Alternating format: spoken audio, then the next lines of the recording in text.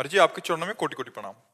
मर्जी मेरा प्रश्न है कि जैसे आजकल कई माता पिता तथा जो फैमिली हैं उनके अन्य सदस्यों रिश्तेदारों में युवाओं की दीक्षा वो भजन आदि के प्रति एक भ्रांति सी हो गई है महाराज जी। एक अवधारणा हो गई है कि अब ये बस भजन करेगा, हमसे प्रेम नहीं करेगा, हमारे लिए बदल जाएगा। महाराज जी ये चाहते नहीं, हैं माता पिता को सुधरना चाहिए कि नौजवान बच्चों को अध्यात्म से जोड़े। नहीं तो ऐसी बुद्धि भ्रष्ट होती जा रही है कि पिता माता के साथ अपमान कर रहे हैं। वो अच्छा कि अध्यात्म से जुड़कर पवित्र आचरण करने वाले बने।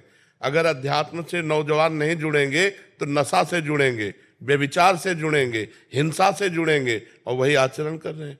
बच्चा बच्चियां क्या कर रहे हैं आप देखो। जो अध्यात्म से नहीं जुड़े व्यभिचार से जुड़ गए, girlfriend boyfriend live in relation, मदिरा, हुक्काबाजी, ड्रग्सबाजी, इससे जुड़ रहे हैं।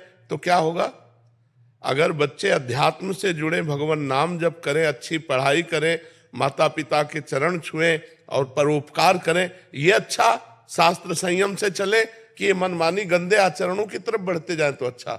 हमें लगता है समाज को सुधरना चाहिए, माता पिता को सुधरना चाहिए कि बच्चों को अगर सत शास्त्रों की शिक्षा नहीं दी गई तो वही बच्चे तुम्हारे जीवन के लिए हानि बन जाएंगे, वही तुम्हारे वृद्धावस्था में तुम्हें दुख देने वाले बन जाएंगे। तुम उनके आचरणों को देख देख कर जलोगे, ऐसे वो आचरण करेंगे। पिता पूरा बैल की तरह मेहनत करके अपने बच्चे को पढ़ाता है लिखाता है, वो जब वृद्ध होता है तो उसको कैसे बर्ताव करते हैं बच्चे? घर से बाहर निकाल देते हैं, अनाथालय भेज देते हैं या रोड में छोड़ देते हैं। तो क्यों? क्योंकि अध्यात्म से नहीं जुड़े। अगर इनको बचपन से अध्यात्म सिखाया जाए तो ये धर्मवान बनेंगे, ये धैर्यवान बनेंगे, ये इंद्रिय विजेता बनेंगे। इंद्रियों के गुलाम जो बन गए वो इसीलिए बन गए कि अध्यात्म की शिक्षा नहीं दी गई। आप हमारे महापुरुषों के चरित्रों को पढ़िए कि बाल्यावस्था में गुरुकुल भेजे जाते थे। क्यों?